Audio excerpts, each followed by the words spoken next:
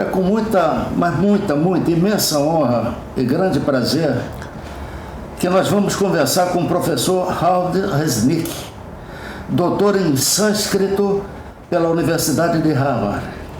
Ele é fundador proeminente do movimento Hare Krishna no Brasil.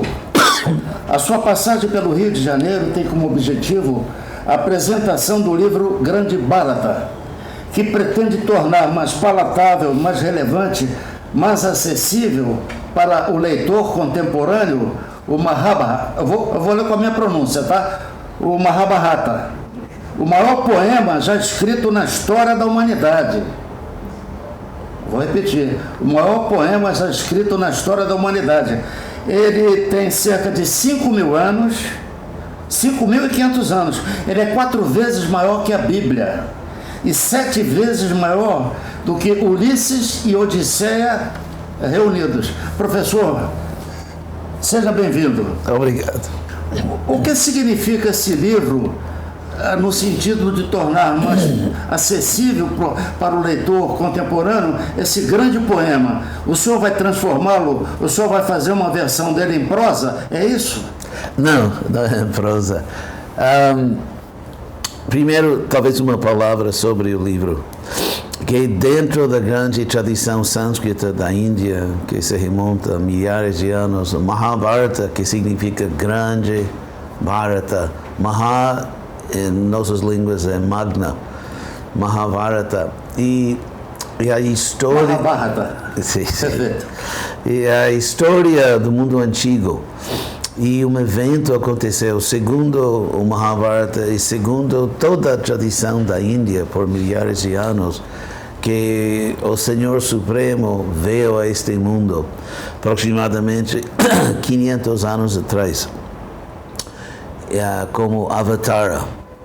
A palavra Avatar é uma palavra sânscrita que significa literalmente uma pessoa que desce de uma dimensão, um mundo superior até nosso mundo. E assim Krishna veio a este mundo. Dentro do Mahabharata existe outro livro muito... Que é o Bhagavad Gita, né? Bhagavad Gita, exatamente. Então, a Mahabharata conta a história da descida do Senhor Supremo a este mundo, como ele restaurou a justiça no mundo, e a palavra sânscrita é Dharma, justiça. Agora, o livro é tão assim enorme, como o senhor falou, que... Uma parte, são mais de 200.000 versos, é isso? É, mais de 100 mil, acho que mais de 100 mil versos. O maior poema, né? É enorme. E na Índia antiga, as pessoas tinham... Desliga agora aí, por favor. Depois eu corto na edição. Sim. Desliga agora aí, desculpa. Oh, tá bom. A pessoa está resfriada. Sim. Então, no mundo antigo, as pessoas tinham grande poder de memorização, mas o Mahabharata era tão grande e circulava no sentido oral em todo o sul da Ásia e também em Indonésia.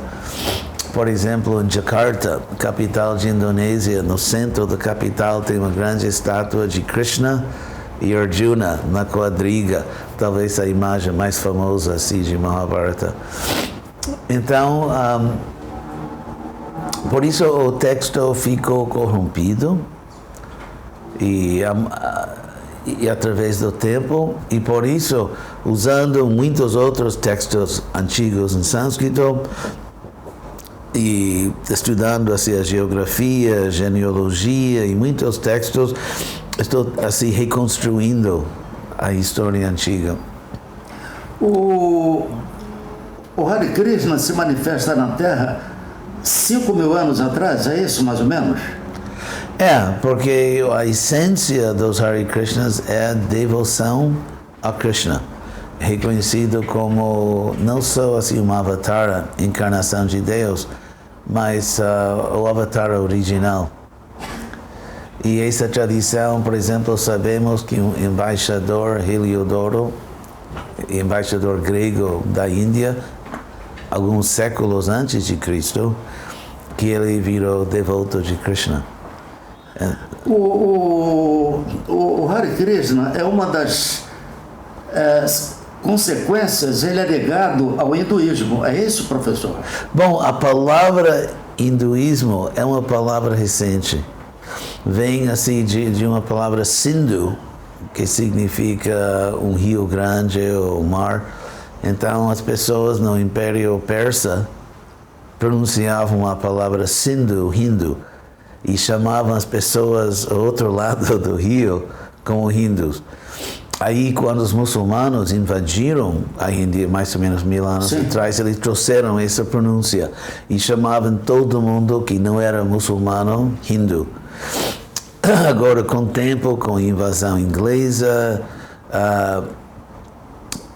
as pessoas que seguiam os Vedas, esses livros antigos, começaram a se chamar hindu, mas isso é só uma coisa de 200 anos. Assim que, na realidade, na Índia antiga, existem muitas tradições, com a adoração a Krishna, a Shiva, ou a Vishnu, sim, Vishnu é outro nome de Krishna. Sim.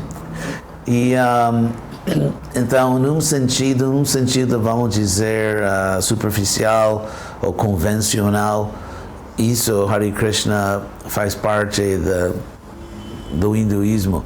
Num sentido mais técnico, mais preciso, isso é muito anterior ao hinduísmo. Eu gostaria que o senhor falasse mais do vosso livro, para a gente divulgar pelo Brasil inteiro, porque é muito importante a vossa vinda aqui.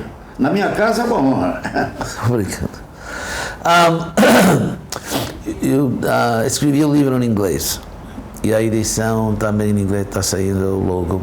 E a ideia era de não só contar a história da descida de Krishna e seus devotos como Arjuna no Bhagavad Gita, mas eu fui 4 gerações antes de Krishna. Inclusive, o texto sânscrito do Mahabharata diz que mesmo milhares de anos atrás, muitos sábios começaram nesse ponto onde eu estou começando.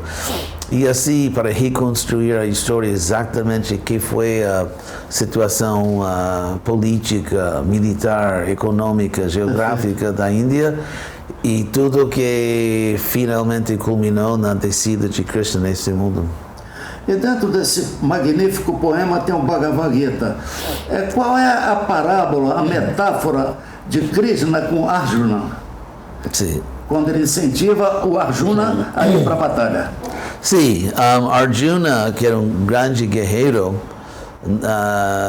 poucos momentos antes de começar a batalha, ele foi tomado por um sentimentalismo, porque, assim como na Europa, não tem muitas famílias reais, então todas as famílias reais estão relacionadas de alguma outra maneira, primos ou irmãos. Então Arjuna não queria lutar contra a sua família, os outros guerreiros, mas Krishna explicou para ele em Bhagavad Gita que estão lutando para a justiça. Isso é muito mais grande e mais importante do que os seus sentimentos. Estão salvando a justiça nesse mundo. Então, essa história de Arjuna e Krishna, segundo a tradição, é uma história real, mas também, obviamente, histórias reais podem ter muito significado simbólico. Sim. Então, por exemplo, Krishna e Arjuna, estão sentados na quadriga, mas a palavra sânscrito por quadriga, rata, também é uma metáfora pelo corpo. Porque assim como um guerreiro está dentro da sua quadriga, nós estamos dentro deste corpo. E assim como Arjuna estava no meio do campo de batalha entre o bem e o mal, nós também tem tentação de fazer coisas indignas da nossa alma. E também podemos reconhecer propósitos mais nobres, mais espirituais. Então, como Arjuna, estamos entre essas duas forças no mundo. Na cultura indiana, de um modo geral, eles falam dos Vimanas. Sim. O senhor acredita nos Vimanas, que seriam os discos voadores contemporâneos? Porque eu acredito. Eu também acredito. Eu acho que não eram exatamente discos, mas como quase podemos dizer palácios voadores. Então, yoga siddhi, a palavra siddhi em sânscrito significa um poder ou perfeição. Então, nessa literatura tem muitas descrições de poderes que são adquiridos através de yoga, meditação, austeridade. E sim, eu explico assim no prefácio do livro que eu estou publicando agora. Imagine o seguinte, imagine que, por exemplo, nossa cultura, como quase toda a civilização, como Aristóteles disse, depois de um tempo é destruído por alguma coisa, pode ser guerra nuclear, pode ser um cataclismo astronômico, muitas coisas. Aí a humanidade se recupera, mais ou menos, começa a viver de novo, mas nunca pode, como se diz, reinventar ou recuperar essa civilização que temos agora, digital e tudo. Então, por isso, vamos dizer que milhares de anos no futuro, que a sociedade humana ainda é simples, eles descobrem alguns livros da nossa cultura, claro, que falam de computadores e foguetes, isso, aquilo, e para essas pessoas do futuro, isso é mitologia. Simplesmente mitologia. Então, algo assim aconteceu. Houve uma grande civilização na Terra com comunicação com outros mundos. E todas as culturas antigas falam disso, greca, romana, Egito. Mas tanto tempo passou que agora tem pessoas que acham que isso é mitologia, porque nós não temos os poderes que tinha lá, então duvidamos que esses poderes existam. Mas houve uma grande civilização.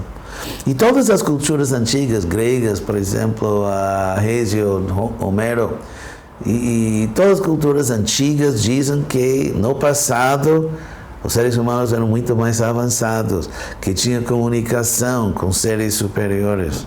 O próprio Platão, ele cita Atlântida, né? Sim. Se eu não me engano, no livro Timeu, ele cita a existência de Atlântida. E por que tem um oceano chamado Atlântico? Não é por acaso, né, professor? Uma pergunta, o que significa quando os vossos devotos cantam Hare Krishna? Sim. Hare indica o poder e beleza feminino supremos, a deusa suprema. A mãe divina? Sim, sim, suprema. E Krishna significa um ser infinitamente atraente. Então, e porque esse modelo do masculino e do feminino, que num sentido é tão natural, tão complementário, existem até em mundos superiores. E o masculino e feminino supremo são Radha e Krishna, ou a deusa e Krishna. E por isso Hare Krishna, e como diz em italiano, le donne hanno sempre la precedenza, que as mulheres primeiro.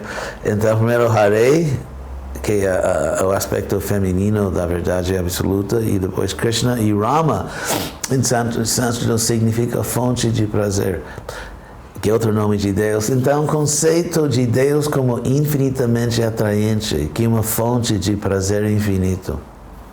E o senhor pretende lançar o livro na livraria Travessa, não é isso? Sim, sexta-feira, acho. É dia 26, né? Agora, tem uma história que me comove muito, a maneira como foi criada a flauta, né? Deixa eu ver se eu consigo tocar mesmo com a refrigerada, vamos ver.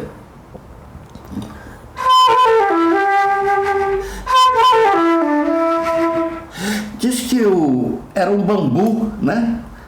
Aí chegaram para o bambu e disseram, vou ter que fazer alguns furos no bambu. Como é que essa história é linda e meio trágica, professor? Sim, Krishna, como vocês sabem, toca uma flauta.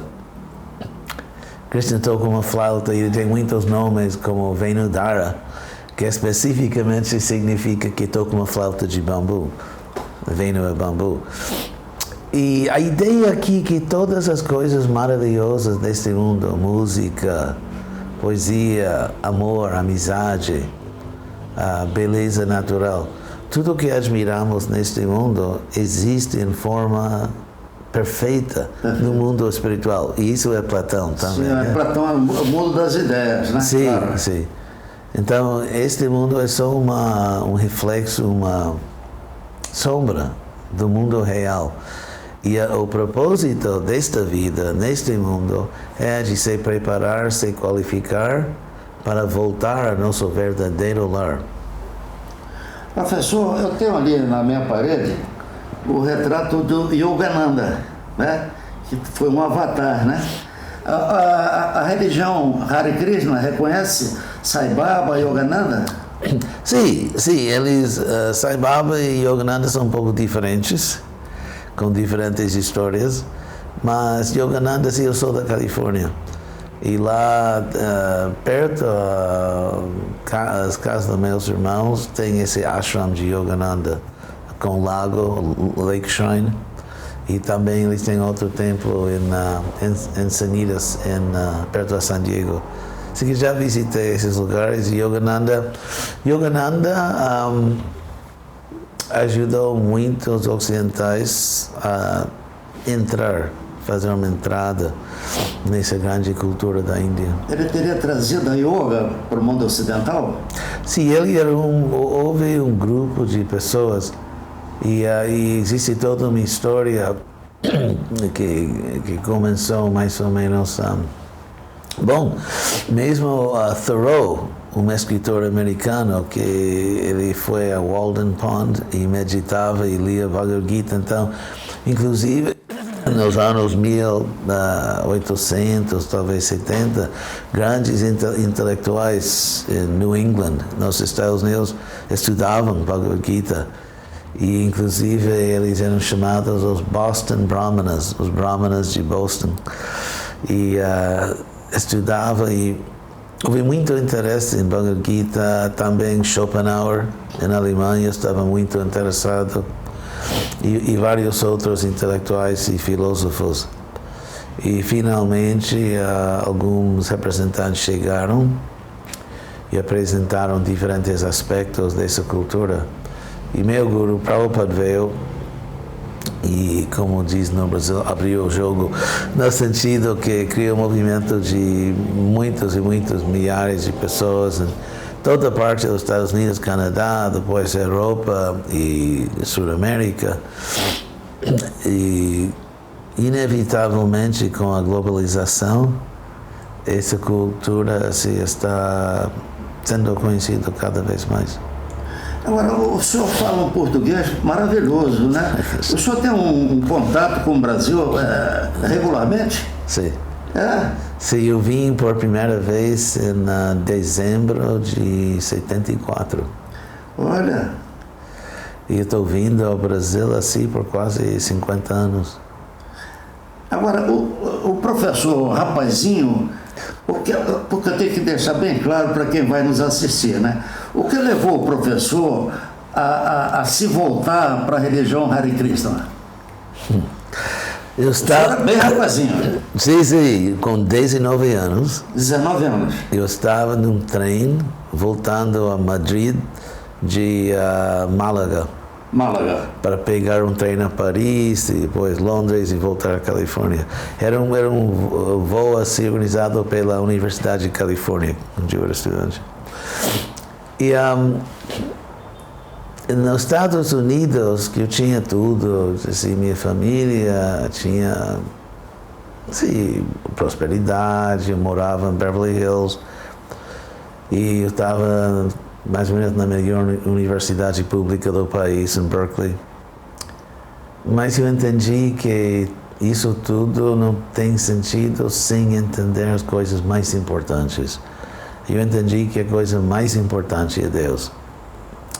Então, eu, frustrado assim com a opulência dos Estados Unidos, fui à Europa e viajei desde o Círculo Ártico até o norte da África.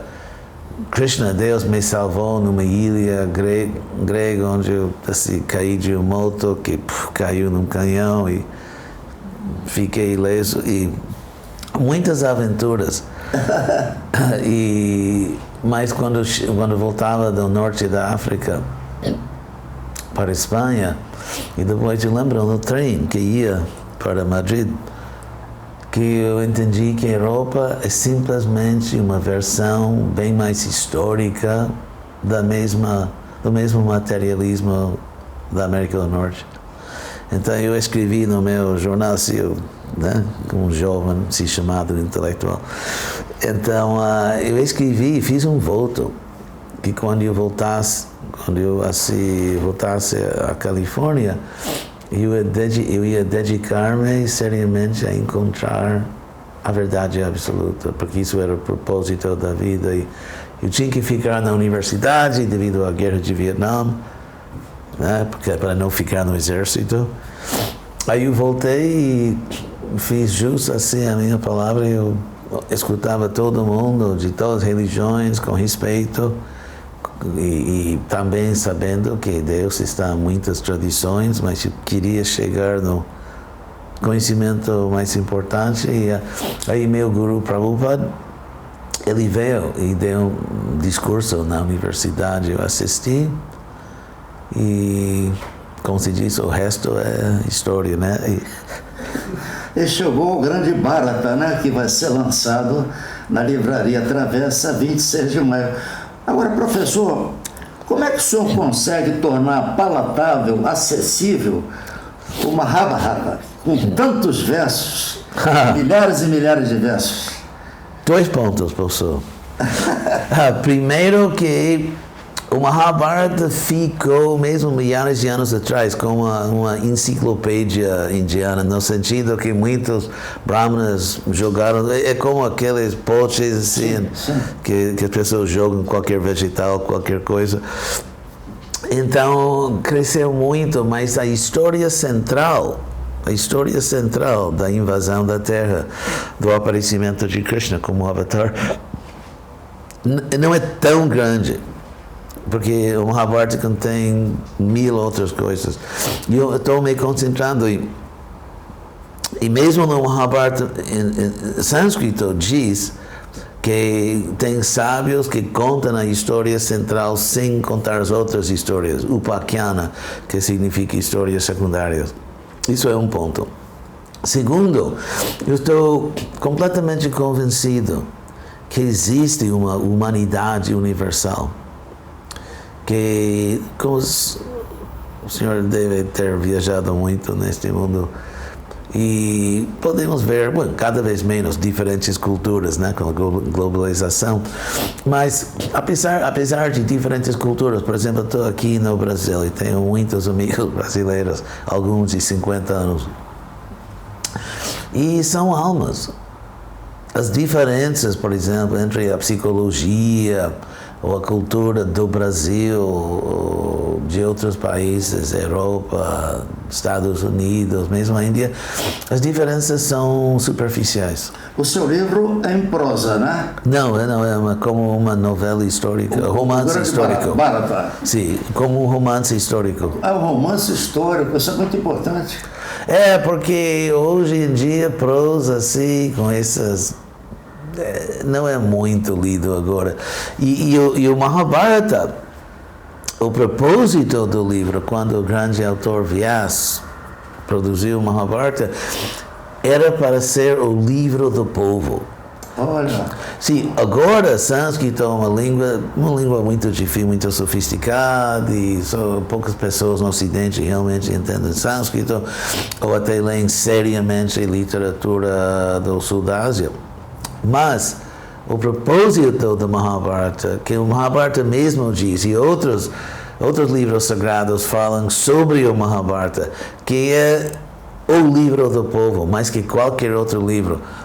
Então, eu quero tirar as influências posteriores, porque num sentido a escritura começou na Índia aproximadamente há 2.300 anos atrás, 2.004 anos atrás. Então, por isso, quando o livro foi por primeira vez escrito em vários alfabetos na Índia, isso é toda outra história, na história do texto, mas aí o livro foi mais, como se diz, preservado, porque quando você tem uma referência escrita, você não pode mudar muito, porque as pessoas podem dizer, não, mas aqui está escrito. Então, por isso, num sentido, o livro que temos agora em sânscrito dá uma como fotografia da Índia 2.400 anos atrás. Então, estou escavando como arqueologia literária e encontrando a história original, porque está lá, mas você tem que tirar muitas outras coisas. Então, estou apresentando de tal maneira que o povo mesmo, o povo brasileiro, o povo norte-americano, o povo italiano, o povo indiano, que todo mundo pode entrar na história, porque eu acredito completamente na universalidade da humanidade. Evidente, claro. Professor, uma pergunta bem prosaica. Eu reparo que a roupa do Yogananda, do Sai Baba, e a vossa roupa, eles têm um tom laranja. Tem algum significado? O que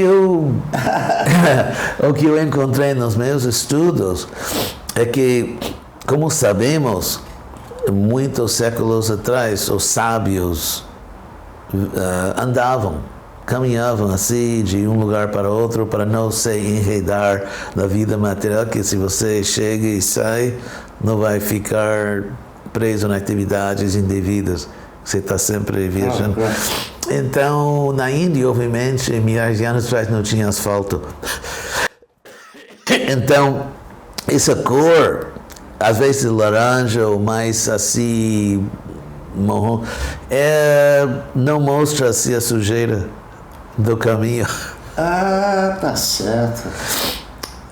E por isso também tem um costume na Índia para respeitar um sábio de lavar os pés, porque caminhavam descalço.